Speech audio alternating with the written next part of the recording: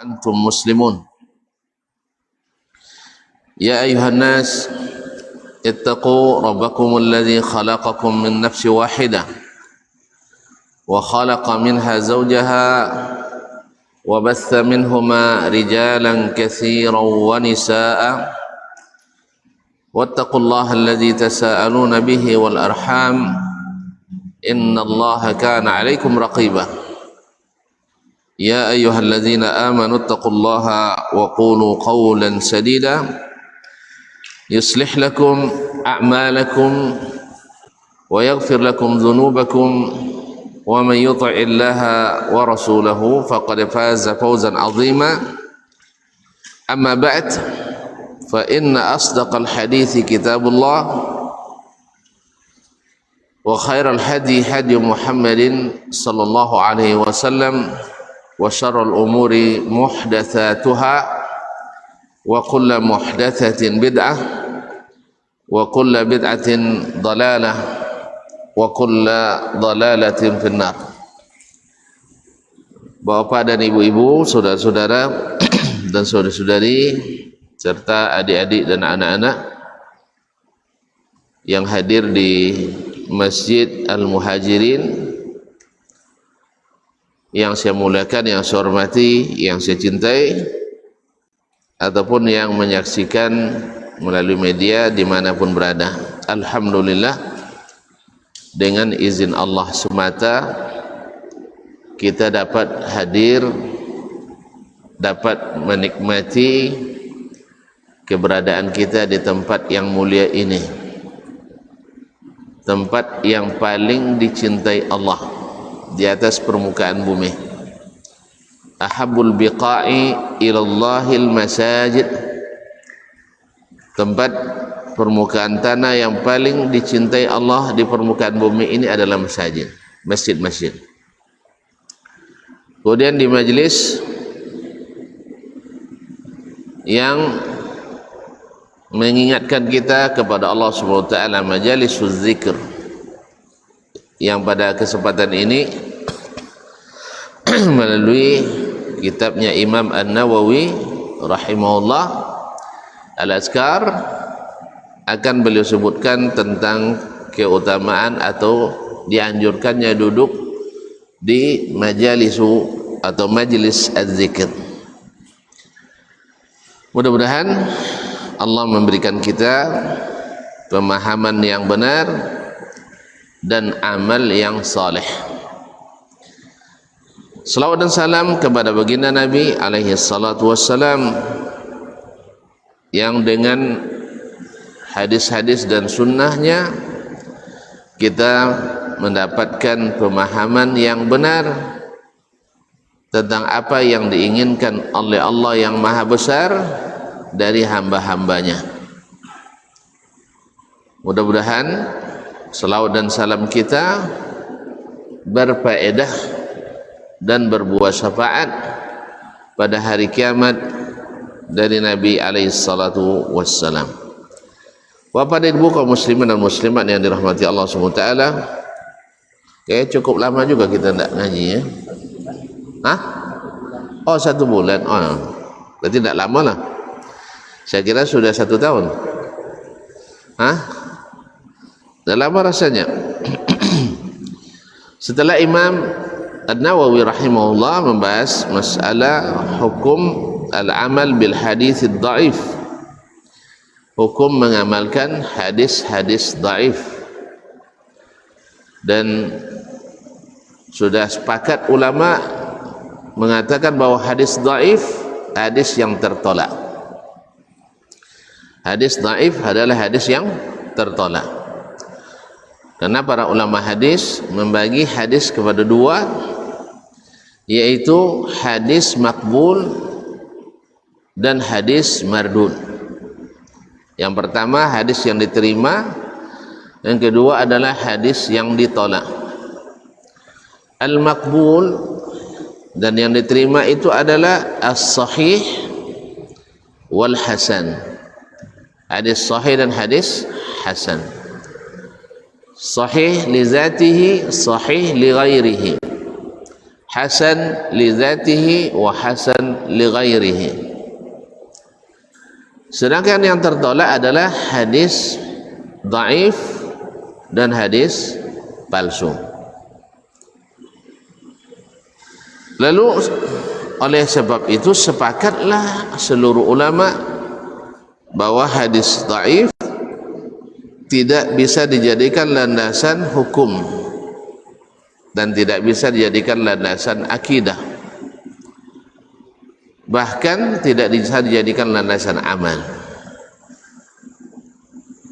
Tetapi mereka khilaf pada bagian kedua tentang hadis-hadis yang berkaitan dengan motivasi,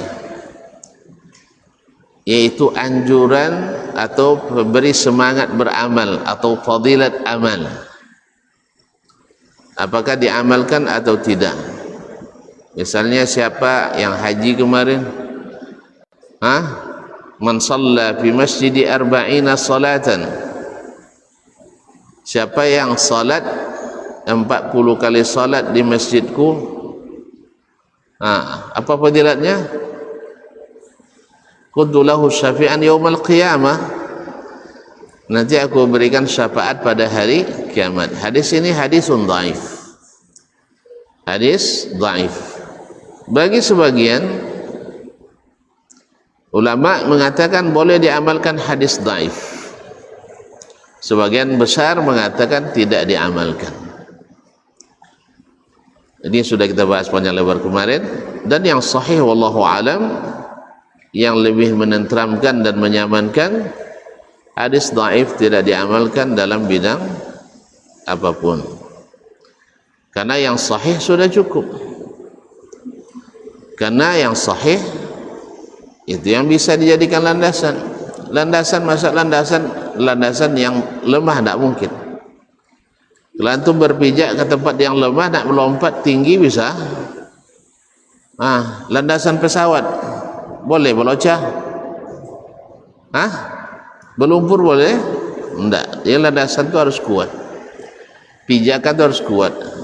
Juga landasan masjid ini, pondasinya pasti lebih kuat daripada dindingnya.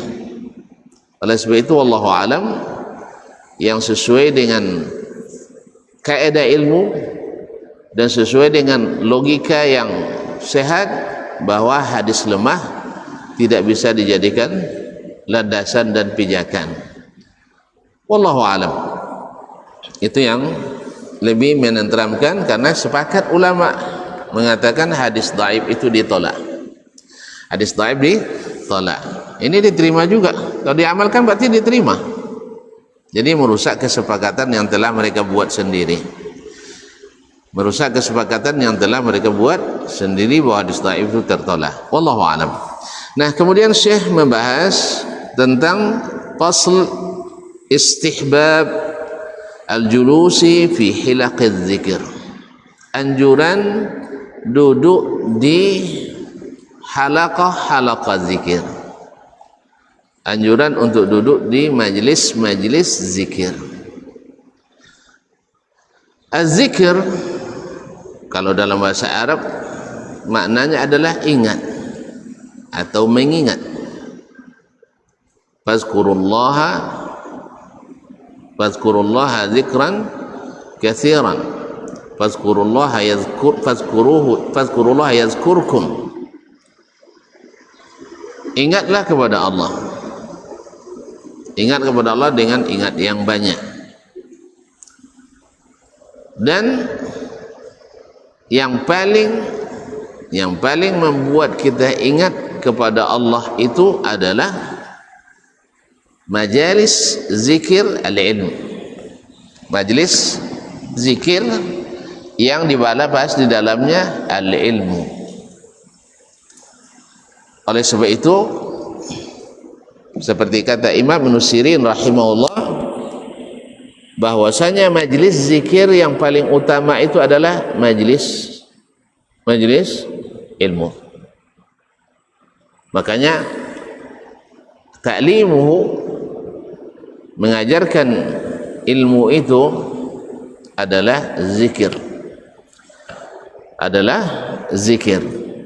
Makanya para ulama dan sejak zaman Nabi SAW disebutlah majlis-majlis ilmu itu dengan majlis az-zikir, karena dia mengingatkan kita kepada Allah Subhanahu wa taala, disebut halal haram, mungkar ma'ruf, mana yang diinginkan Allah, mana yang dilarang oleh Allah Subhanahu wa taala.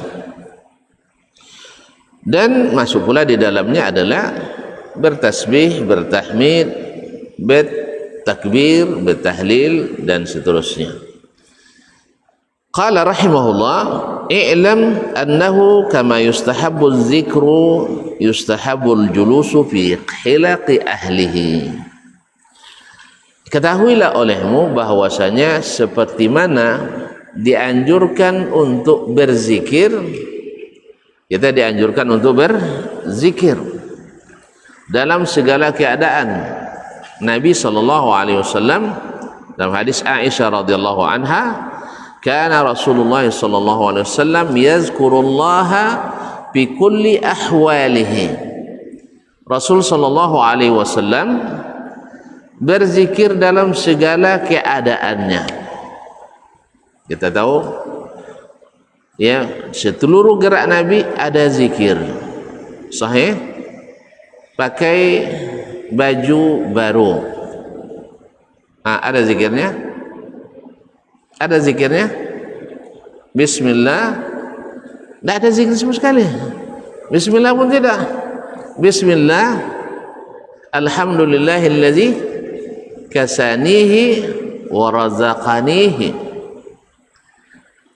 Dan orang yang melihat kita pakai baju baru, ada zikirnya, abli wa yukhlifullah, ya, pakai sampai habis, nanti Allah ganti. Jadi jangan segan-segan makainya, nanti Allah ganti dengan yang lain. Kemudian bini baru, ada zikirnya? Belum bini lagi? Oh belum, tak tahu zikirnya. Pokoknya jangan bini dulu sebelum tahu zikirnya ya. Tak panjang-panjang, jangan takut, sederhana saja. Apa zikirnya?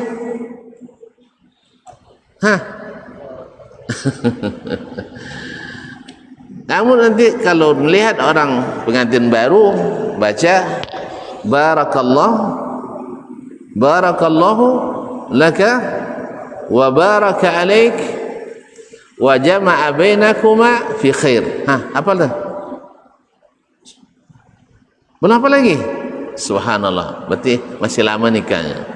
Tapi tidak pernah nengok orang menikah. Barakallahu laka wa baraka alaik wa jama'a bainakuma fi khairin atau ala khair. Dah pergi semua tamu, tinggal kita berdua lagi. Ada zikirnya?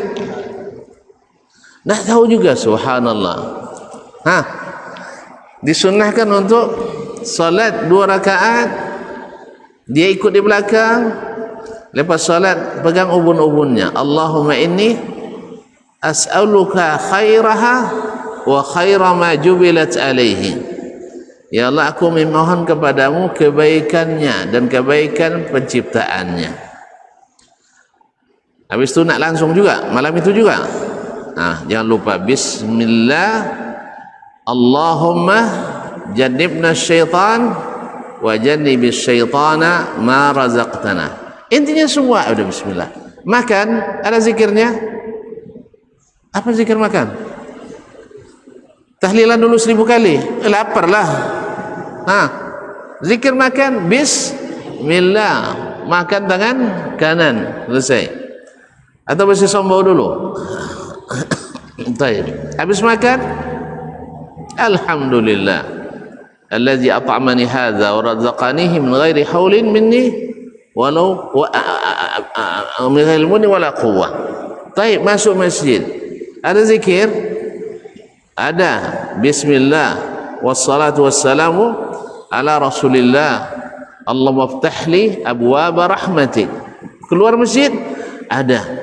Duduk di masjid, lebih banyak lagi. Subhanallah. Maka Nabi SAW kana yadhkurullahu fi jami' ahwalihi. Oleh sebab itu syaitan tak punya kesempatan mengganggunya, sebab di setiap saat ada perisai dan bentengnya. Oleh sebab itu kalau tuan-tuan tak mau diganggu syaitan, maka selalu berzikir. Kalau tak berzikir, tak apa zikir, duduk di majlis-majlis seperti ini, InsyaAllah ada syaitan. Tengok kiri kanan, ada tak? Tak ada. Yang ada adalah para malaikat. Para malaikat pada mendekat. Mereka seperti aparat, tapi aparat yang bawa keamanan, bukan aparat yang menakut-nakutkan. Kalau malaikat itu adalah menjaga dan mengamankan, bikin kita tentram. Kalau ada aparat bumi yang mengawas, antum jadi tidak nyaman ya. Sahih? Kalau ada pengajian, situ ada polisi satu, sini ada polisi satu, sini ada intel satu, nyaman tak? Masa iya, kenapa tak nyaman? Kalau saya tambah nyaman malah, alhamdulillah ada aparat yang ngaji, ada aparat yang ngaji, karena mereka dengar sendiri lebih bagus daripada ada yang memprovokasi. Sahih? Sahih?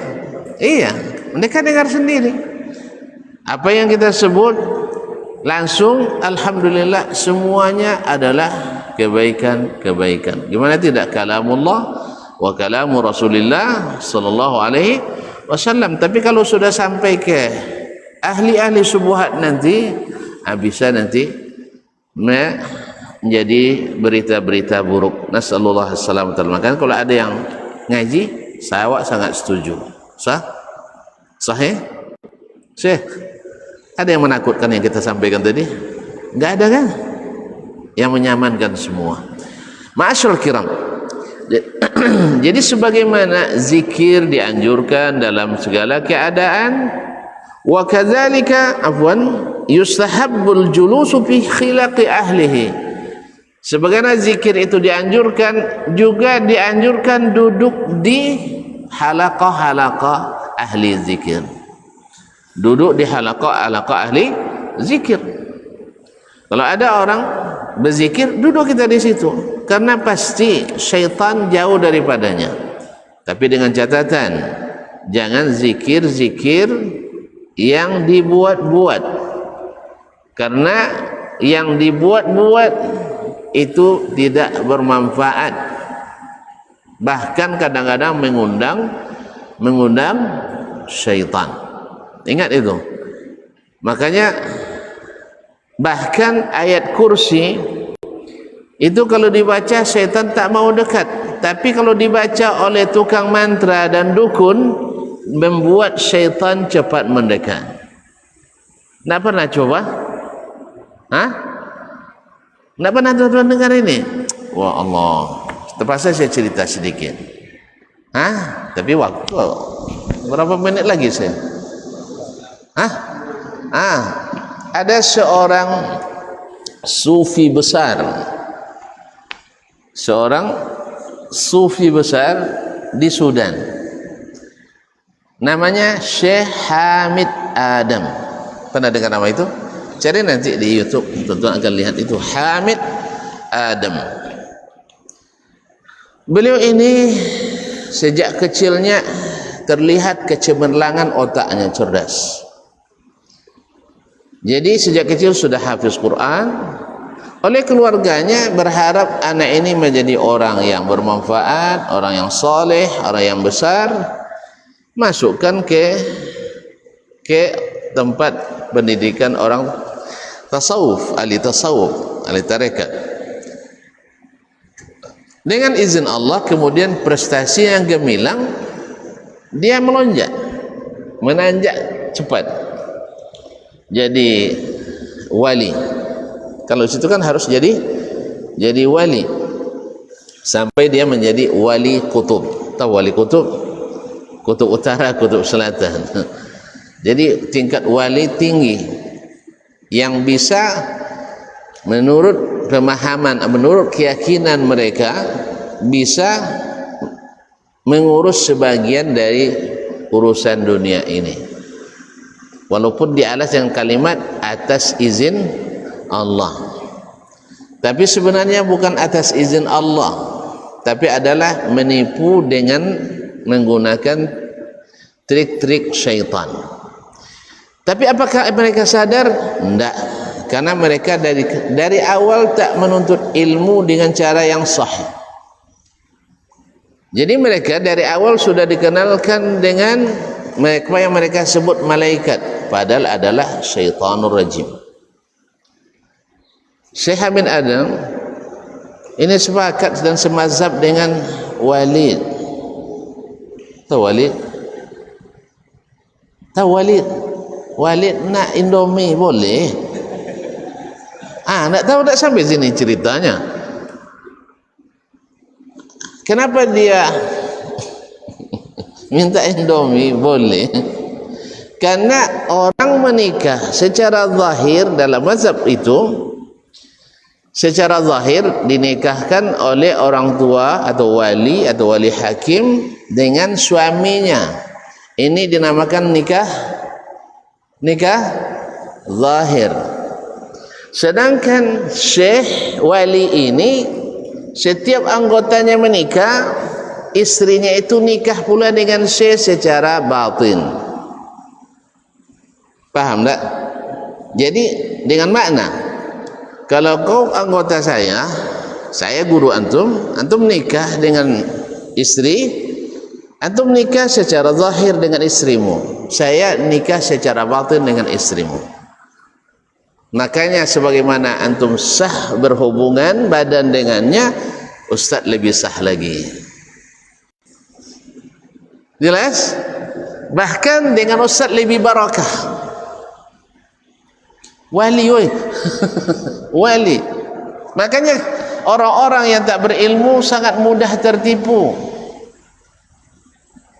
Akhirnya setiap ada anggotanya menikah, ini dia yang cerita, bukan saya, dia yang cerita. Buka YouTube-nya, silakan.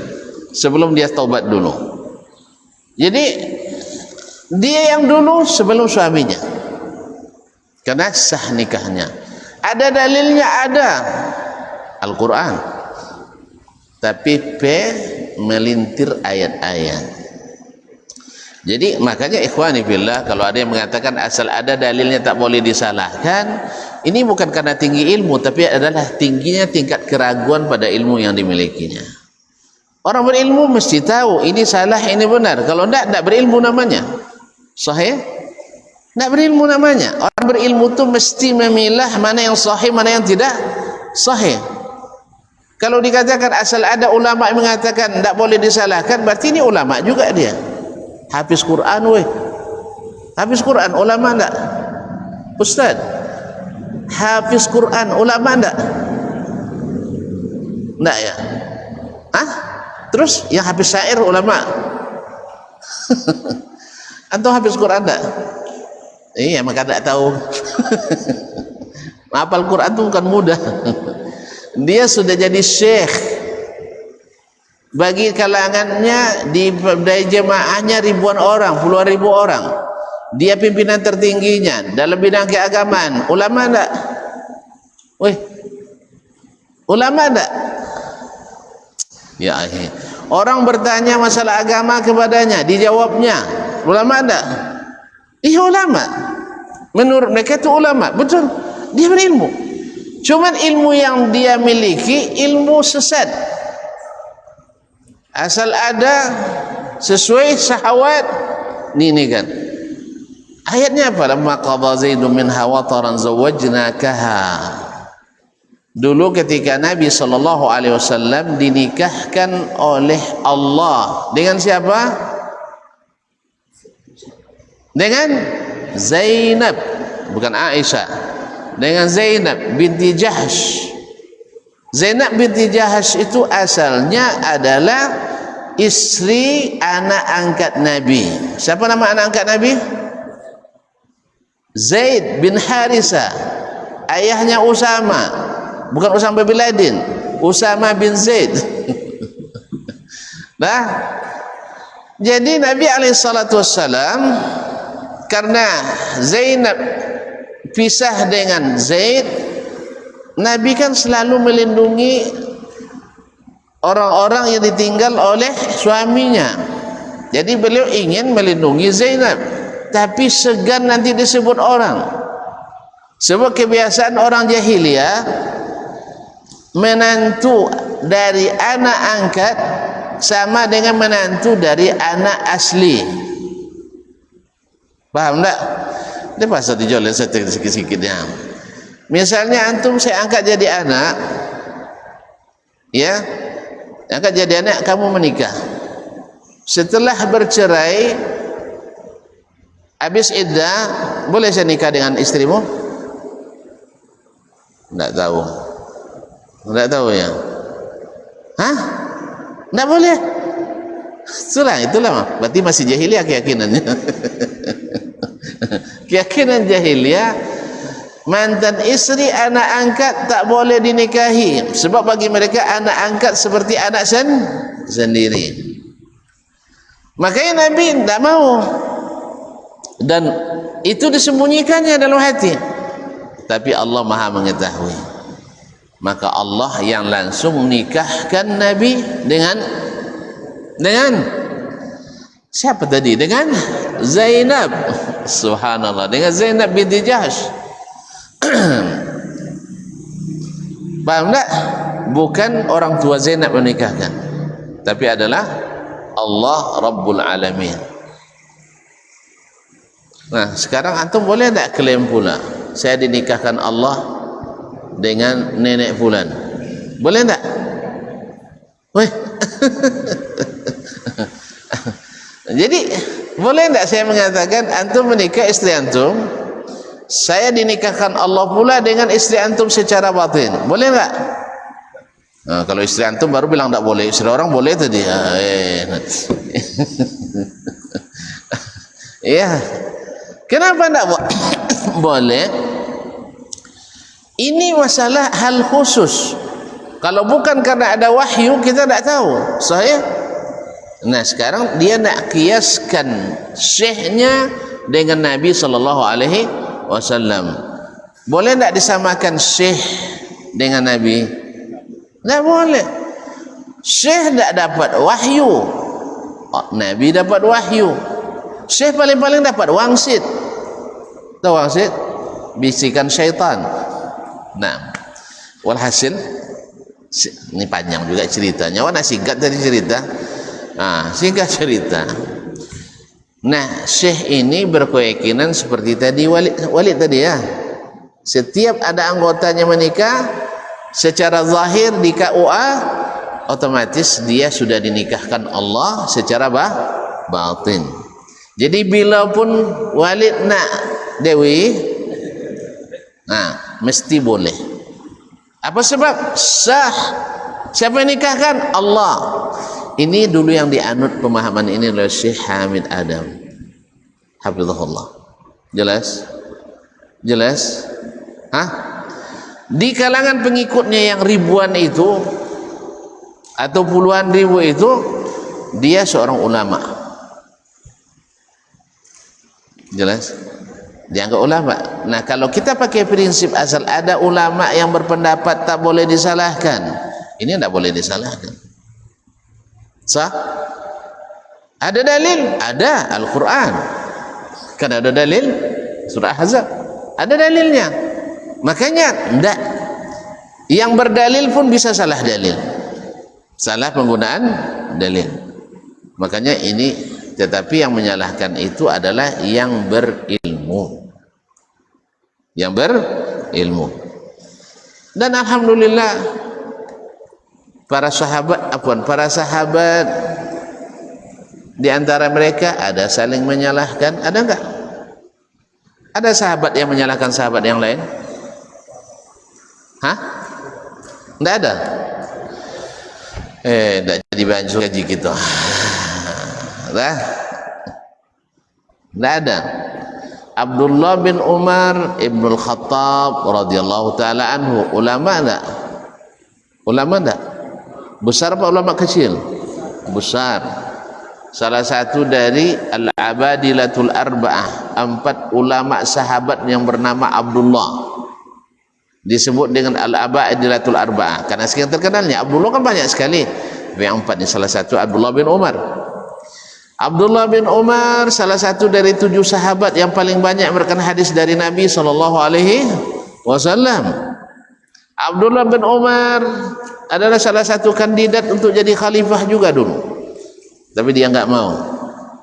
Dia enggak mau dimasukkan, masuk partai. Masa mau partai dimasukkan dalam ahlul halil waqdi, tapi tidak mau. Artinya dia ulama besar, pernah mengajarkan. Di mana diajarkan? Di Masjid Nabawi. Kalau ada orang dapat ngajar Masjid Nabawi, besar enggak ya? Weh, Ustaz Fulan, Ustaz Ariful Bahri ngajar dia Masjid Nabawi, terkenal. Sah? Ustaz Firanda dulu ngajar Masjid Nabawi, terkenal. Ustaz Abdullah Rai dulu mengajar Masjid Nabawi, terkenal. Cuma tidak sempat, belum ada izin waktu itu. Di masa saya tidak ada orang asing boleh untuk ngajar di Masjid Nabawi. Kalau ada pun belum tentu juga saya dapat. Zalika fadlullah yu'tihi may yasha. Semoga Allah menjadikan kita orang-orang bersyukur.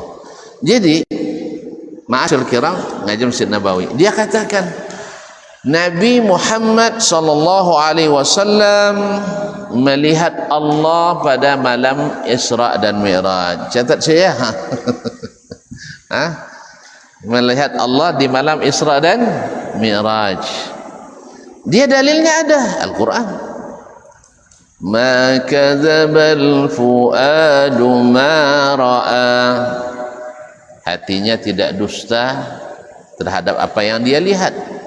Walaqad ra'ahu nazlatan ukhra. Sesungguhnya Nabi telah melihatnya pada kali yang lain, inda sidratil muntaha, di sisi sidratul muntaha. Jadinya di situ diartikan oleh Abdullah bin Umar karena secara tata bahasa masuk, secara ilmu tata bahasa masuk, bisa dipahami Allah yang dilihat secara zahir.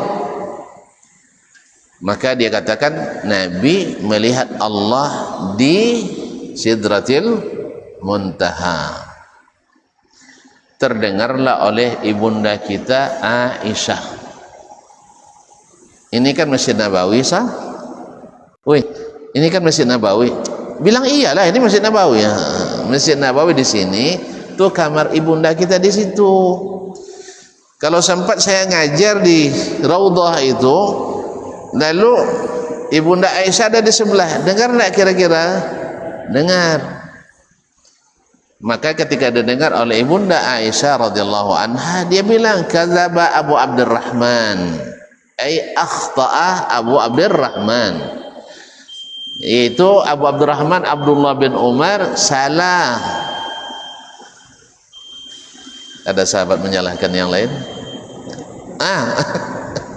Antum termakan fitnah ini, subuhat ini, tidak boleh saling menyalahkan. Mencari-cari salah yang tidak boleh, sayang. Tapi kalau yang salah harus katakan salah. Bukan saja sahabat, Nabi kita sallallahu alaihi wasallam pernah disalahkan Allah? Tak tahu lagi ya. Nabi maksum Ustaz. Nabi pernah berbuat salah, tapi dia maksum. Kalau Nabi yang berbuat salah, langsung turun wahyu membenarkan.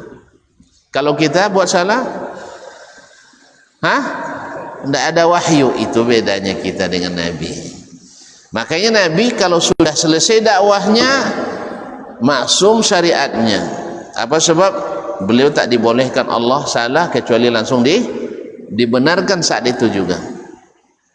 Paham? Paham? Sedangkan kita tidak. Ketika Ummul Mukminin difitnah pada haditsatul ifki, sebulan dulu menunggu wahyu. Tapi kalau Nabi tidak, langsung diperbaiki Allah Subhanahu wa ta'ala. Itulah makna Nabi itu maksum. Kalau kita tidak maksum, kita dah buat salah sampai mati, tidak ada yang perbaiki. Sah? Sampai mati tidak perbaiki. Nah, ini yang saya maksudkan. Ada tidak sahabat menyalahkan sahabat yang lain? Ada. Dengan apa? Dengan apa? Dengan mazhab kah? Atau dengan logika kah? Atau dengan pendapat? Atau gara-gara pendapatan? Dengan ilmu. Kok bisa Aisyah menyalahkan Abdullah bin Umar? Mana yang senior Abdullah bin Umar daripada Aisyah? Mana yang kodang ya? Mana yang lebih tua? Lebih tua Abdullah bin Umar. Tetapi Aisyah lebih dekat ke Nabi SAW. Dengan apa dia salahkan? Dia bilang sa'altu Rasulullah sallallahu alaihi wasallam. Saya bertanya langsung ke Rasulullah. Kalau Abdullah bin Umar enggak, dia memahami dari ayat-ayat, langsung dia pahami sendiri. Makanya pemahaman bisa keliru. Tapi kalau wahyu yang diturunkan, tidak ada yang keliru. Kenapa dia bisa salah paham? Karena dilihat dari sisi bahasa memungkinkan. Sebab disebutkan ayat sebelumnya tentang Allah Subhanahu wa taala. Lalu Allah menyebutkan setelah itu walaqad ra'ahu nazlatan ukhra, dia telah melihatnya. Maka dhamirnya itu bisa dikembalikan pada Allah dan bisa dikembalikan pada yang lain. Makanya Abdullah bin Umar keliru di situ karena mengikut kaedah. Pertanyaan selanjutnya, mana yang lebih tinggi, kaedah bahasa Arab nahwu sarafkah atau hadis Nabi alaihi salatu wassalam? Mana lebih tinggi, tata bahasa Arabkah atau hadis Nabi sallallahu alaihi wasallam? Hadis. Makanya Aisyah salahkan pemahaman Abdullah yang menggunakan tata bahasa dengan hadis Nabi sallallahu alaihi wasallam. Kok sampai ke sini gitu? Kenapa sampai ke sini? Bukan karena azan. Pertanyaan tadi, kenapa sampai di sini? Gara-gara telah tuan-tuan terlena gara-gara Syekh tadi Hamid Adam dan syekh-syekh yang semacam seperti Walid yang menggunakan ayat tidak pada tempatnya sesuai dengan nafsu dan syahwatnya, diterima dari syekh-syekh sebelumnya, tidak berdasarkan Al-Quran dan hadis Nabi SAW, maka terjadilah kesalahpahaman. Jelas? Maka kembali ke syekh tadi, kalau dia jawab ada tadi tidak panjang begini, tapi karena dia bilang enggak ada, saya jelaskan. Kan antum bilang kan tadi asal ada syekh yang mengatakan tak boleh disalahkan, sah? Betul? Asal ada ulama yang mengatakan suatu pendapat tak boleh disalahkan, asal ada dalil dan hujahnya tak boleh disalahkan, kan gitu tadi ya? Saya katakan enggak. Walaupun ada dalilnya, tapi kalau jelas salah dalilnya, wajib dikatakan salah. Jelas? Lalu saya bilang, ada enggak sahabat menyalahkan sahabat yang lain? Kata kiai kita, enggak. Tentu saya salahkan pula dia, jelas salah. Jelas-jelas salah. Kenapa dia salah? Dia pakai kira-kira. Sahih? Dia kan pakai kira-kira. Enggak mungkinlah sahabat salah, kan itu? Sama dengan kita hari ini, tidak mungkinlah ulama keliru, tidak mungkin ulama bicara tanpa dalil. Sahih? Ini yang kita dengar selalu. Tidak mungkin ulama tak punya ilmu. Sahih? Dan ini masuk logika. Ulama tidak mungkin tak punya ilmu, tapi ulama tidak mungkin salah. Ini tidak. Yang tidak mungkin salah itu hanyalah Allah Subhanahu wa ta'ala. Makanya dia bisa menyalahkan hambanya Rasulullah sallallahu alaihi wasallam. Jelas? Tidak gitu caranya Muhammad, begini caranya. Tapi Nabi kalau salah langsung diperbaiki. Itulah namanya Nabi Maksum itu. Kalau ulama salah berlarut-larut 8 abad tak ada yang menyalahkannya. Ala ngaji Ustaz Tarko dulu baru ada yang menyalahkan. Maka ribut sebangsa dan senegara. Tidak pernah ada yang menyalahkan, tiba-tiba kalian antum menyalahkan. Sahih? Ini keyakinan beliau selama ini. Sahabat tidak boleh, tidak ada yang menyalahkan yang lain. Maka saya buktikan. Itu banyak sekali, bukan satu contoh. Ini tidak masuk ke kaji, tidak apa-apa ya. Ini hakikatnya harus kita pahami bersama. Kadang-kadang kan kita sering dikatakan, kerja kaji orang tu ngaji nyalah-nyalahkan orang aja. Semua salah, semua salah. Enggak semua salah. Alhamdulillah semua betul tadi, kecuali yang ini aja. Ada. Baik, kita azan dulu.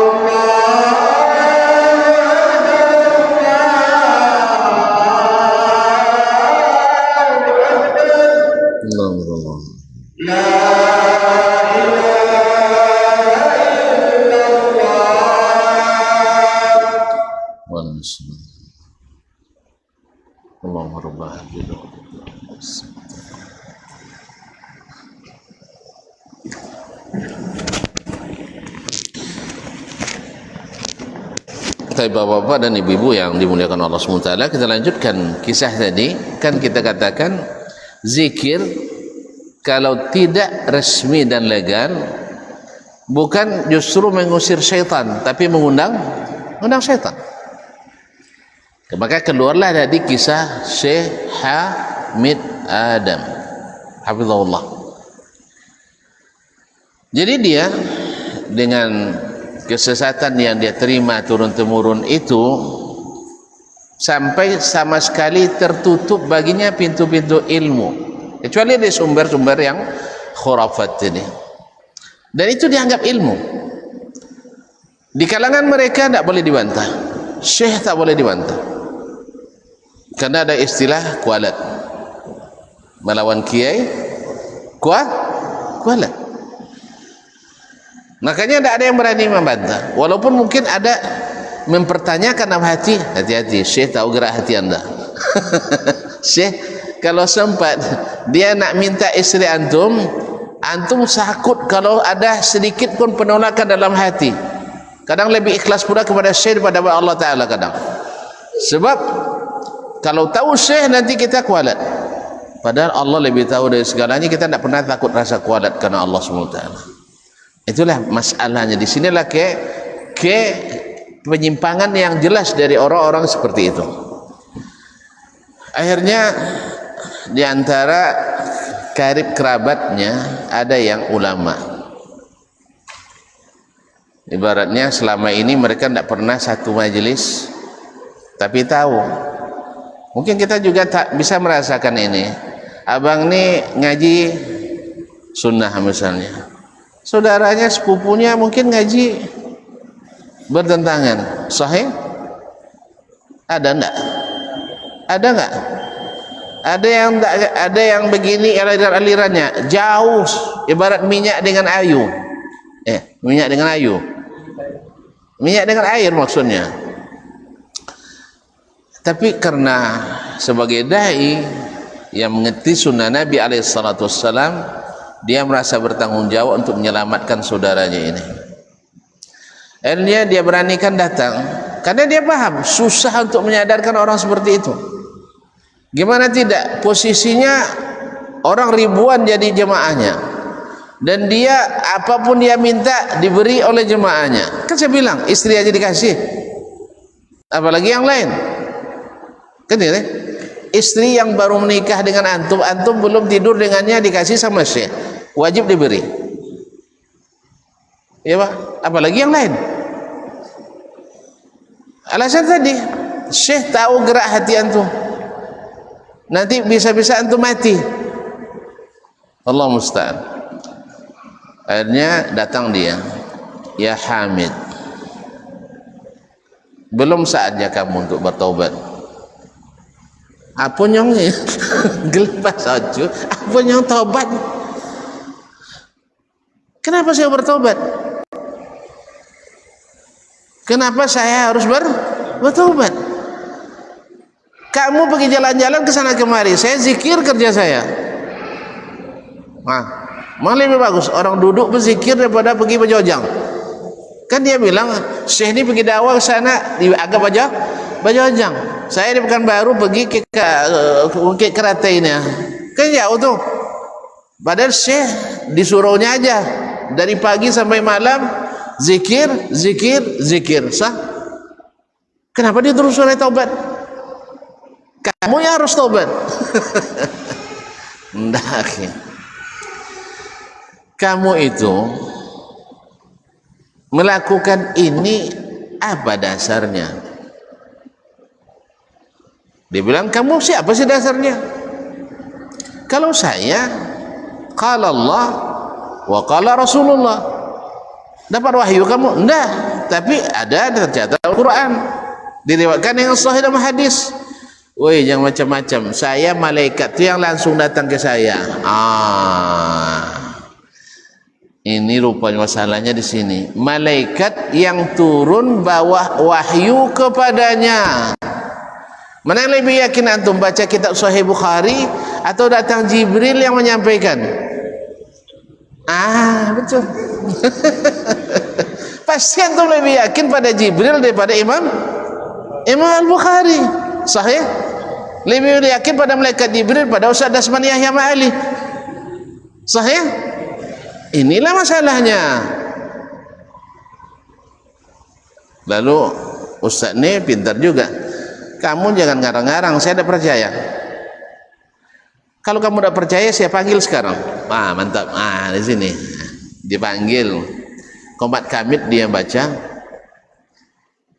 Kan ada kode-kode, kadang mencing-cing mata gini kan. Datang Nabi. Kalau ini Qomat Kamit, datang malaikat. Lihat dia mulai Qomat Kamit. Syekh ini, Ustadz ini yang menasihati tadi, Qomat Kamit pula. Yang satu baca mantra dalam bahasa tidak dipahami, yang satu baca ayat kursi. Ya, datang malaikat itu. Kalau biasanya langsung sampai, sekarang tidak. Dia datang tapi menjauh, tidak berani dekat. Lalu dipanggil sama Hamid Adam. Tahan hina. Dia bilang, ada Pak Tarko katanya. Ada Pak Tarko. Dan itu disaksikan oleh beliau bahwa malaikat tadi takut datang. Akhirnya semakin dia kencangkan, tadi tidak kedengaran baca ayat kursi, sekarang dia bacanya keras. Allahu la ilaha illa huwal hayyul qayyum. Tambah jauh dia. Syekh ini baca mantra tapi tidak mempan. Paham Syekh? Jadi ayat kursi lebih bagak daripada mantra tadi. Di situ baru Allah ingin membukakan hati yang selama ini tertutup sejak kecil sampai hampir mati pula. Boleh dia berpikir, loh, selama ini tidak pernah malaikat ini menjauhkan diri dari saya kalau saya baca ini. Kok hari ini gara-gara dibaca ayat kursi oleh Pak Tarko, dia pada tidak berani dekat. Mulai dia buka diri untuk dialog. Mas, saya juga sering baca ayat kursi, Mas, manggil dia. Manggil dia pakai ayat kursi. Tapi Mas baca ayat kursi, kenapa dia lari? Ikhwan, nah itu yang saya maksudkan tadi. Zikir mesti yang legal, mesti yang halal, yang disyariatkan. Lalu kata Mas Tarko, kamu pakai ayat kursi untuk manggil setan. Kalau saya baca ayat kursi untuk ngusir setan. Makanya dia datang, kamu dengar baca Quran. Karena tujuan kamu memanggil dia. Kalau saya, tujuan saya mengusir dia. Karena pada asalnya ayat itu digunakan bukan untuk manggil, tapi untuk ngusir. Makanya ada seorang praktisi ruqyah menceritakan langsung, ada seorang mbak-mbak masih muda, belum bersuami lagi, mau dulu, sekarang udah anak dia mungkin. Nah, Anda langsung berharap aja ya, dia hafiz Quran 30 juz, tapi sering kerasukan syaitan. Aneh kan? Aneh kan? Aneh tak? Aneh sekali. Padahal Al-Quran itu hirzun minasyaitan, hisnun minasyaitan, adalah benteng melindungi kita dari syaitan. Ini hafizah kok kerasukan syaitan. Tahu tak kenapa? Tahu tak kenapa? Nah, dengarkan baik-baik. Lalu diruqyah oleh syekh, yang ngasih tahu yang ruqyah ke saya, tidak mau dia keluar. Lalu tukang syekh, ustaz tukang ruqyah ini menanyakan, Mbak ada enggak amal-amal tertentu yang mak amalkan? Jawaban dia, tidak ada tuh ustaz. Coba ingat-ingat lagi, pasti ada sesuatu yang membuat dia tak mau keluar ini. Masya Allah, baru dia ingat dulu. Oh ada mah. Dulu mbah yai saya ketika belajar tahfiz dulu, supaya hafalannya kokoh, harus baca zikir ya Rahman ya Rahman, tapi bukan lagu Musyari Rashid ya. Ya Rahman 3000 kali di waktu petang, 3000 kali di waktu pagi. Tak boleh terputus, tak boleh salah hitung.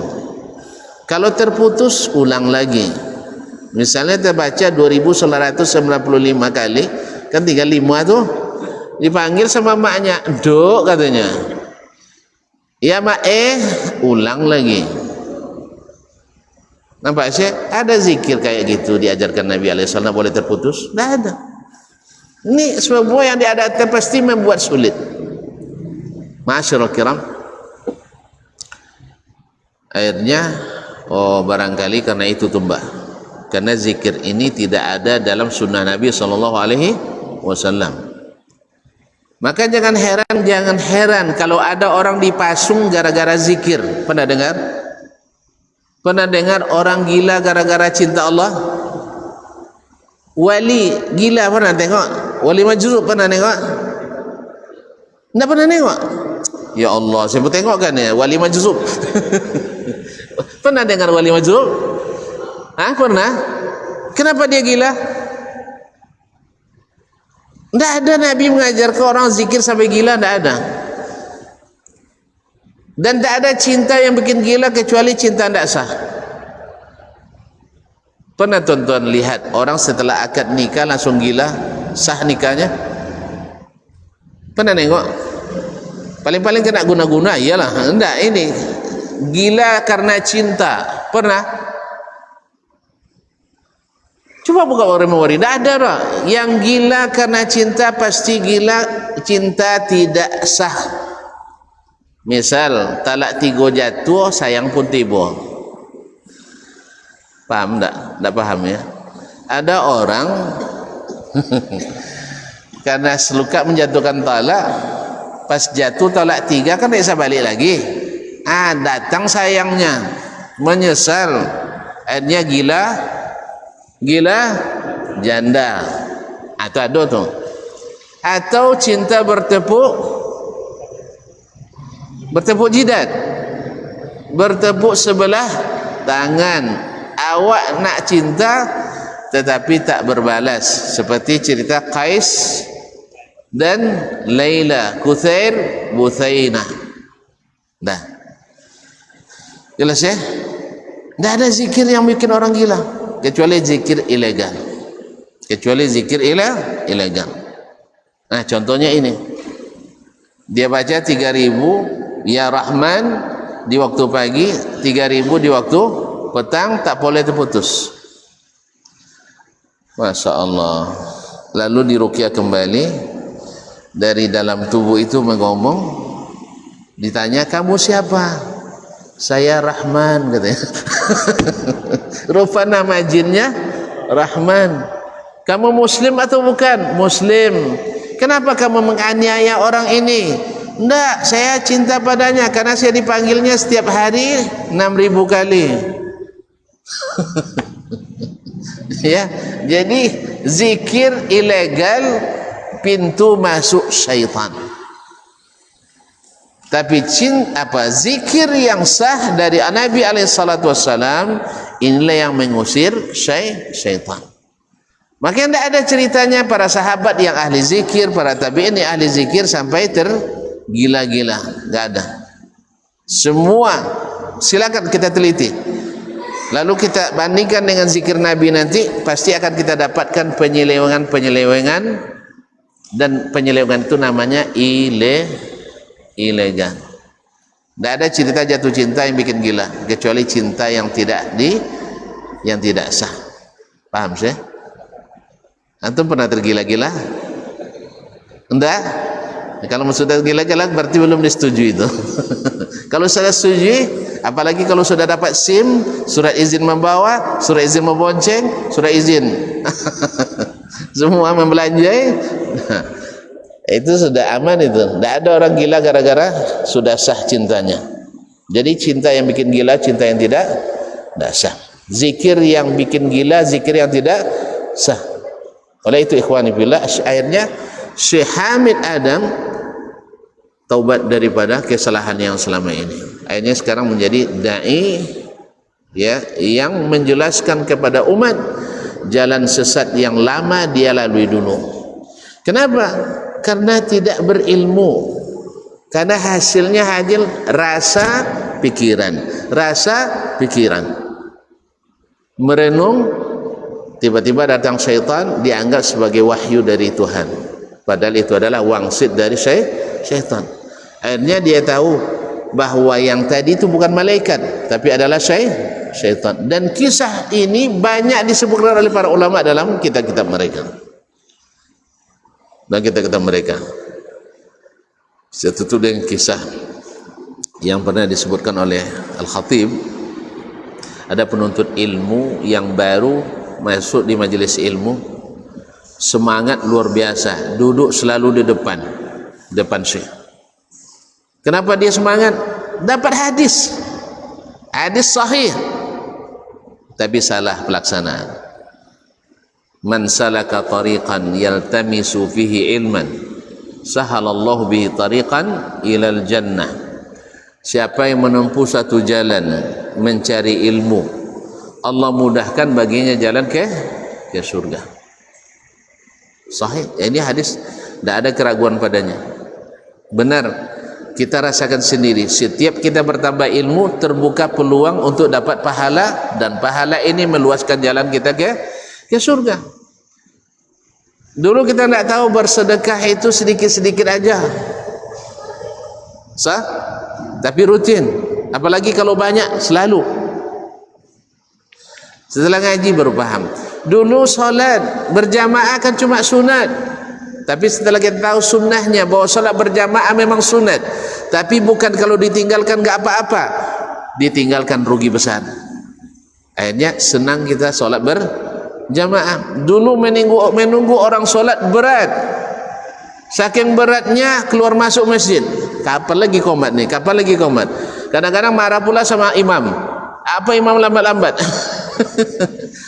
Tapi setelah kita belajar antara azan dan qamat ada salat sunat, termasuk azan dan qamat salat maghrib. Setelah kita belajar antara azan dan qamat ada doa mustajab, maka kita setelah salat 2 rakaat duduk berdoa pada Allah. Lalu kita belajar lagi, dapat ilmu bahawa orang yang duduk di masjid menunggu salat walaupun tidak salat, maksudnya tidak sedang salat, dihitung pahala salat.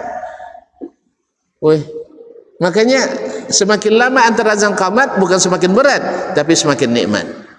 Tapi ketika kita belum belajar, bila sudah ngaji lah nak qamatnya. Sahih? Hah?